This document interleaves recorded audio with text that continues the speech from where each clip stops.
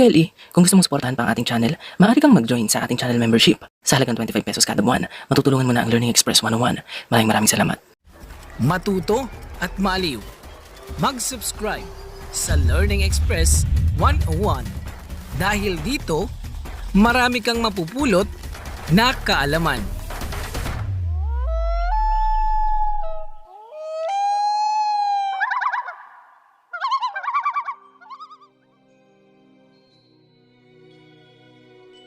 Ayan, kumusta mga ka-LE? At welcome sa ating channel, ang Learning Express 101. Bago tayo magsimula, huwag niyong kalimutang i-hit ang like button at bigyan ng malaking like ang video na ito. At kung bago ka pa lang sa ating channel at gusto mo ng mga educational contents, mag-subscribe ka na para updated ka sa ating mga bagong uploads. Nga pala mga ka-LE, kung kayo ay nakatira malapit sa Bagong Silang, Caloocan, bisitahin niyo ang Jeko's Milkshake.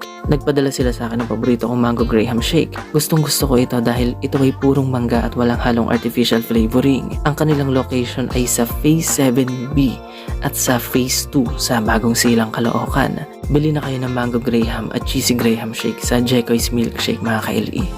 Maraming salamat. Ngayon mga ka-LE, kumuha na kayo ng turon at kape dahil sisimulan na natin ang ating video.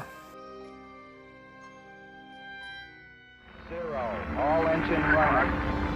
We have a liftoff. Liftoff on Apollo 11. Shadow. 4 forward, drift into the right a little. 30 seconds forward. Drift. Contact light. Okay, engine stop. Tranquility Base here. The Eagle has landed. Roger, Tranquility. We copy you on the ground. You got a bunch of guys about to turn. Noong July 20, 1969, ang buong mundo ay namangha dahil tagumpay ng narating ng tao ang buwan. Ang kahangahangang event na ito ay live na pinanood ng higit sa 650 milyong tao sa iba't ibang panig ng mundo. Ngayon mga ka-LE, ang 20th century ay isang magulong siglo. Kung kayo ay magbabasa ng kasaysayan, malalaman nyo na noong mga panahong iyon, sunod-sunod ang mga giyera, assassinations ng mga presidente, banta ng nuclear attack at paggalat ng mass hysteria. Kaya naman ang mga tao ay nawawalan na ng pag-asa na magiging maganda ang future ng ating mundo. Ngayon mga ka-LE, ang lahat ng yan ay binago ng Apollo program nang masaksihan ng publiko ang paglapag nila Neil Armstrong sa buwan. Unti-unting naging positibo ang tingin ng mga tao sa kinabukasan ng sangkatauhan. Ang kanilang takot sa paglaganap ng science at technology noong 60s at 70s ay napalitan ng tiwala at optimismo. Dahil nakita nila ang kayang gawin ng siyensya at teknolohiya, ang mga tao noong 70s ay naging excited sa hinaharap. Na-imagine nila na magiging maginhawa ang buhay ng mga tao pagpasok ng taong 2000 dahil mas advanced na ang mga teknolohiyang ating aabutan kumpara sa kanilang henerasyon. Nakuha rin ng Apollo program ang puso at imagination ng mga kabataan noon. Maraming bata ang na-inspire sa moon landing event at dumami ang mga bata na nangarap maging scientist. Ayon sa librong Human Universe ni Brian Cox, ang mga bata na na-inspire ng Apollo program ay tinaguri ang Apollo's Children o mga anak ni Apollo.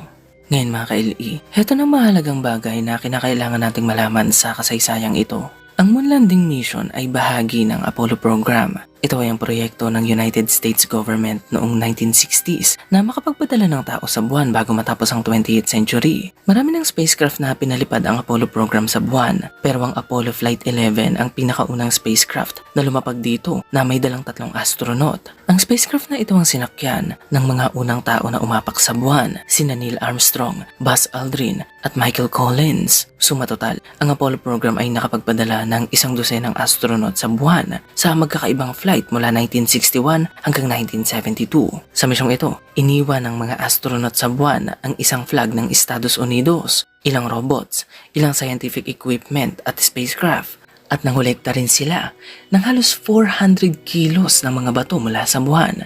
Ang mga espesyal na batong ito ay pinag-aaralan ng mga scientist, habang ang iba naman ay nakadisplay sa iba't ibang museum sa mundo.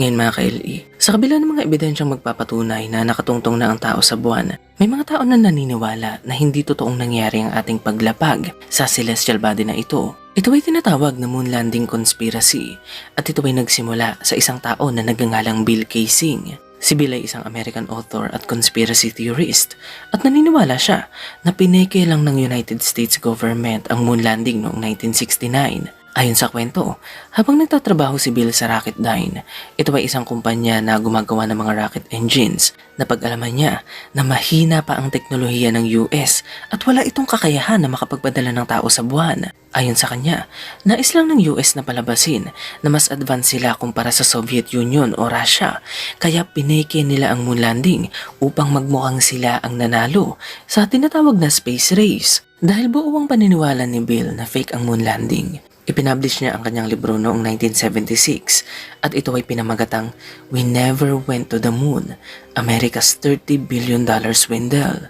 Sa librong ito, inilahad niya ang kanyang mga idea at teorya tungkol sa pamimeke ng Estados Unidos sa moon landing. Ngayon mga ka-LE, naging matunog ang idea ni Bill sa ibang conspiracy theory group tulad ng Flat Earth Society. Sa katunayan, dinagdagan pa nga nila ng ilang detalye ang teorya ni Bill Kaysing noong mabasa nila ang kanyang libro. Kahit na walang matibay na ebidensya, ipinagkalat nila na ang moon landing footage mula sa NASA ay hindi talaga nangyari sa buwan, kundi sa isang secret movie studio sa Hollywood kung saan ang kanilang naging sponsor ay si Walt Disney. Ngayon mga ka-LE, noong 2001, muling binuhay ng Fox News ang moon landing conspiracy theory sa kanilang dokumentaryo na pinamagatang Did We Land on the Moon? At ito ang naging pinto kung bakit nakapasok sa modernong panahon ang teorya ni Bill Kaysing. Nang dalhin ng Fox News ang moon landing conspiracy theory sa mainstream media, lalong dumami ang bilang ng mga taong nagduda kung totoo bang narating ng tao ang buwan. Ngayon mga ka-LE, hindi naman nakakapagtaka na biglang dumami ang mga taong naniniwala na fake ang moon landing. Ang mga video kasi tungkol sa conspiracy theory na ito ay laging hina-highlights ang mga di umano'y anomalya ng mga pictures at video na nagmula sa Apollo program at hindi nila ito binibigyan ng tama at maayos na paliwanag. Kaya naman ngayon, sisilipin natin ang ilan sa mga claims ng moon landing conspiracy theory at ibibigay natin ang tamang paliwanag sa mga ito para naman malinawan ang mga taong nagdududa kung totoo bang narating na natin ang buwan. Stars in the background. Naniniwala mga conspiracy theories na fake ang moon landing dahil wala silang nakikitang mga bituin sa himpapawid ng buwan noong mag-picture rito ang mga astronauts. Madalas nilang itanong, kung madilim ang himpapawid ng buwan at walang atmosphere sa lugar na ito, hindi ba dapat marami tayong makikitang bituin sa langit?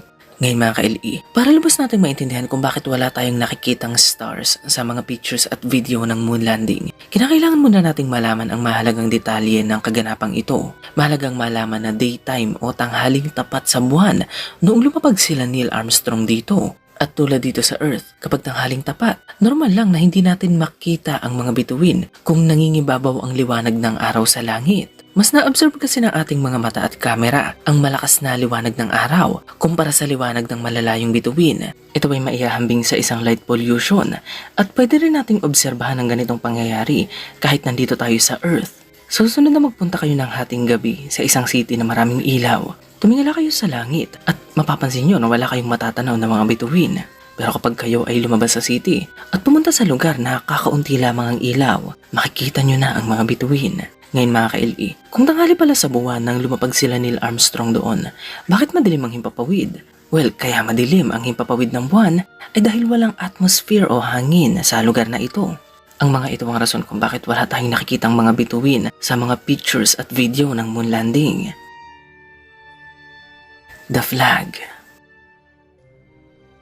Ang isa pang rason kung bakit maraming tao ang nag-iisip na fake ang moon landing ay dahil makikita sa footage na parabang hinahangin ang watawat ng US nung ito ay sinusubukang itulos ng mga astronaut.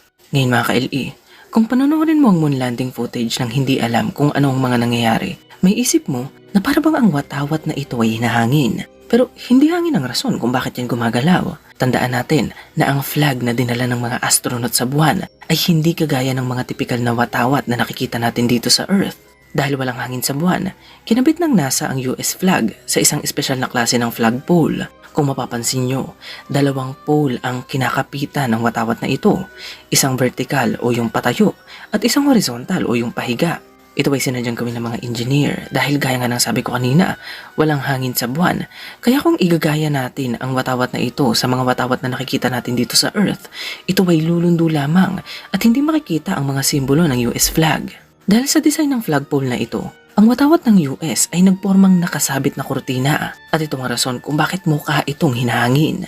Pero kung titignan nyo ng mabuti, mapapansin nyo na gumagalaw lamang ang watawat na ito kapag ito ay dinidikitan o ginagalaw ng mga astronauts. Fake footprints.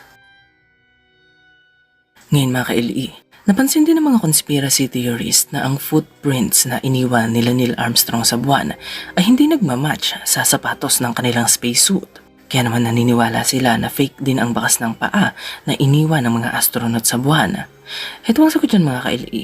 Mahalagang malaman na bago lumabas ng spacecraft ang mga astronaut, nagsusuot muna sila ng karagdagang layer ng protection. Ito ay para masiguro ang kanilang kaligtasan at syempre para hindi rin nila makontaminate ng bakterya ang buwan. Ngayon, ang isa sa mga karagdagang layer na ito ay ang boots na sinusuot ng mga astronauts bago sila maglakad sa buwan. Hindi talaga magmamatch ang sapatos ng mga astronaut sa bakas na kanilang iniwan dahil hindi naman nila direktang inapak sa buwan ang mga ito. Pero kapag tinignan nyo ang ilalim ng protective boots na sinuot ng mga astronauts bago sila lumakad sa buwan, makikita na ang mga ito ay nagmamatch. Ngayon mga ka-LE, kapag tinanong mo ang mga conspiracy theorist kung ano ang motibo ng Estados Unidos sa pamimeke nito sa moon landing, maniguradong maririnig mo ang sagot tungkol sa space race. Di umano, kaya pineke ng United States ang moon landing ay dahil gusto nilang palabasin na naunahan na nila ang Russia na makarating sa kalawakan. Ngayon mga ka-LE, matagal lang napatunayan na mali ang paniniwalang ito dahil hindi naman talaga nakikipag-unahan ng United States sa Soviet Union na makarating sa space noong mga panahong iyon. Ito ay dahil noong 1950s, ang Russia ang may pinaka-advanced na space program sa buong mundo. Sa katunayan, ang Russia nga ang kauna-unahang bansa na nakarating sa space. Noong October 4, 1957, tagumpay nilang na-launch ang artificial satellite na Sputnik 1 sa space. At makalipas ang 4 na taon, noong April 12, 1961, tagumpay naman na nakarating sa space ang Russian cosmonaut na si Yuri Gagarin. Siya ang kauna-unahang tao na nakarating sa space. Ngayon mga ka-LE, isipin nyo ito, kung pineke lang pala ng NASA ang moon landing at ang Soviet Union ang kalaban nila noong mga panahong iyon, hindi ba dapat ang mga Russians pa ang mauunang magsabi sa atin na peke ang ginawa ng NASA? Kabaliktaran pa nga ang nangyari dahil nasaksihan ng Soviet Union ang matagumpay na moon landing mission ng NASA. Binigyan nila ito ng formal na pagkilala. Ang successful moon landing mission ng NASA ay nakatala sa Great Soviet Encyclopedia kung saan kanilang kinilala ang Apollo moon landing bilang third historical event sa panahon ng space exploration. Ngayon mga ka-LE, ang isa pang rason kung bakit may mga taong di naniniwala na tagumpay ang Apollo moon landing ay dahil hindi nila alam kung gaano kalaki at gaano katagal pinagtrabahuhan ng NASA ang proyektong ito. Wala silang idea na higit sa 1 dekada ang tinakbo ng Apollo program at wala silang kaalam-alam na hindi lang isang beses nagpalibad ng spacecraft ang US sa buwan. Mahalagang malaman na bago pa umapak ang mga astronauts ng Apollo Flight 11 sa moon noong June 1969, may mga spacecraft na pinadala ang US sa buwan upang mag-orbit ang mga ito roon at napag-aaralan na ng mga spacecraft na ito ang buwan bago pa man magtungo doon sila Neil Armstrong. Wala rin kaalam-alam ang mga conspiracy theories na ito na na-detect ng mga bansa tulad ng Spain, Australia, UK at Russia ang signal ng moon landing mula sa space. Ngayon mga ka-LE, kahit pa available na sa lahat ang mga impormasyon at ebidensya ng moon landing mission, patuloy pa rin na kumakalat ang mga conspiracy tungkol dito. Dahil ito sa mga social media at iba pang mga media platforms na hinahayaan lang ang mga tao na gumawa at paulit-ulit na mag-post ng mga content tungkol sa moon landing conspiracy. Lalo tuloy dumadami ang mga taong napapaniwala sa conspiracy theory na ito. Nakabahala ito dahil kapag paulit-ulit at madalas makita at marinig ng mga tao ang isang bagay, kahit pa ito ay mali at malayo sa katotohanan, nabubuo sa isip ng mga tao na ito ay totoo. Dokumentado sa ilang pag-aaral na ang mga taong kulang sa gabay, may mahinang critical thinking skills at narrow-minded ay mas prone na mapaniwala sa mga conspiracy theory at magpakalat nito. Ito ay isang kababalaghan sa pag-iisip ng mga tao. Mas pinaniniwalaan nila ang mga imposibleng pangyayari na walang ebidensya kaysa sa mga bagay na nangyari na at maraming ebidensya. Totoo ito mga ka-LE, kahit pa maglatag ka ng mga ebidensya, hindi mo basta-basta mababago ang paniniwala ng mga ganitong klaseng tao. Kailangan muna nilang ma-improve ang kanilang critical thinking skills para matutunan nila kung paano iproseso ng tama ang mga impormasyon na kanilang kinukonsumo. Yan ang rason kung bakit hindi sila naniniwala sa NASA kahit palimpak-limpak na ebidensya na ang kanilang inilatag, tulad na lang ng 6 na retroreflectors na iniwan ng mga astronaut sa buwan. Kapag tinutukan ng powerful laser ang mga reflectors na ito, kaya nitong pabandahin ang liwanag ng laser pabalik sa Earth. Pero hindi pa rin sapat ang mga ebidensya na yan para mapaniwala ang mga taong naniniwala sa moon landing conspiracy. Alam nyo, sa totoo lang mga ka-LE, hindi ko rin maintindihan ang mga conspiracy theories na ito. Kung iisipin mo kasi, hindi naman ganong kahirap na pumunta sa buwan at magpadala ng tao doon dahil tamang calculations, scientific knowledge at budget lang ang kinakailangan upang magawa ito. At ang lahat ng yan ay taglay ng NASA. Nasa kanila ang pinakamahuhusay na scientist sa buong mundo. At ang US din ang bansa na may pinakamalakas na ekonomiya. Available na para sa US government ang mga bagay na yan noong 1960s, kaya hindi nakapagtaka na naggawa nilang makapagpadala ng tao sa buwan bago matapos ang 20th century. Ngayon mga ka-LE, kung gagawin naman nilang fake ang moon landing, mas mahihirapan sila dahil ang mga factors na kinakailangan dito ay labas na sa kontrol ng US government. Halimbawa, kinakailangan nilang pakiusapan ang 400,000 na taong involved sa Apollo program na sakyan ang fake moon landing na kanilang ginawa. Alam niyo ba kung gaano kahirap magtago ng sikreto kung ganito kalaki ang bilang ng mga taong involved? Isa pa mga ka-LE, kinakailangan din nilang kumbinsihin at pakiusapan ng mga bansa tulad ng UK at Soviet Union na sakyan ang fake moon landing na kanilang gagawin. Bukod pa riyan, kinakailangan din nilang magpadala ng mga spacecraft at scientific equipment sa moon nang hindi talaga aktwal na pumupunta roon, bagay na imposible naman nilang magawa. At ang pinakahuli, kinakailangan nilang kumbinsihin ng mga scientist, authors at mga gobyerno sa buong mundo na sumulat ng mga librong nagsasabi na totoo ang moon landing kahit pa hindi talaga ito nangyari. Ngayon mga ka-LE, tatanungin ko kayo, ano sa tingin niyo mas madali? Ang pikein ng moon landing at subukang kontrolin ang lahat ng tao, institusyon at mga gobyernong involved? O aktwal na pumunta sa buwan at i-broadcast ang kanilang misyon? Ano sa tingin niyo? Yung mga taong hindi naniniwala na tagumpay ng narating ng tao ang buwan, sila yung mga tao na balang araw ay maiiwan sa planetang ito. Ngayon mga ka-LE, higit sa 5 dekada na ang lumipas nung unang umapak ang tao sa buwan. At ngayon, muli na namang nabubuhay ang ating interes na bumalik sa celestial body na ito. Simula noong 2003, ang Russia at Japan ay tagumpay ng nakapaglanding ng kanilang mga spacecraft sa buwan. Ang China, ilang beses nang nagpadala ng sarili nilang spacecraft sa buwan at noong 2024, nagawa na nilang makapaglapag ng spacecraft sa buwan na malapit sa lokasyon kung saan naglanding sila Neil Armstrong. Plano rin ng China na tuluyan ang makapagpadala ng tao roon bago dumating ang taong 2100.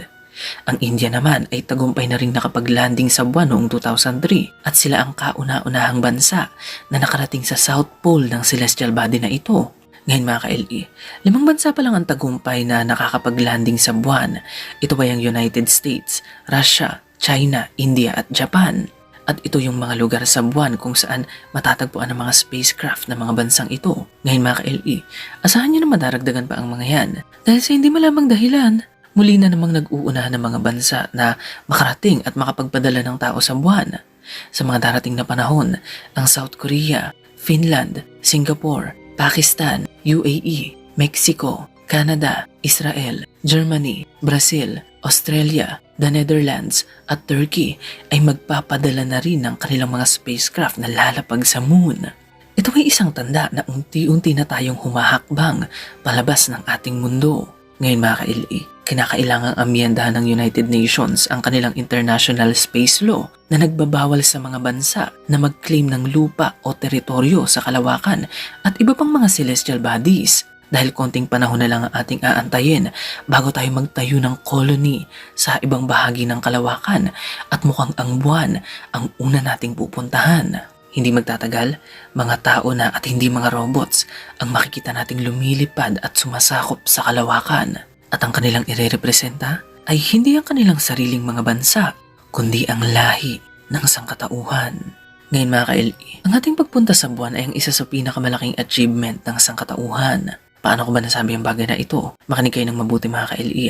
Lumalabas sa mga fossil records na ang buhay ay maaaring nagsimula sa Earth noong 3.5 billion years ago. Ngayon, nang tagumpay ng marating ng tao ang buwan, base sa pagkakaalam natin, ito ang kauna-unahang pagkakataon na may organismong nakalabas sa daigdig at nakaapak sa ibang celestial body. Hindi basta-basta ang tagumpay na ito dahil sa tuwing pinapanood natin ang moon landing mission, pinagmamasdan natin ang future ng Homo sapiens. Alam kong nakakagulat ito mga ka-LE at mahirap itong paniwalaan, pero ang ating sibilisasyon na nagsimula ilang libong taon ng nakararaan ay nakatadhana na lumaganap sa solar system.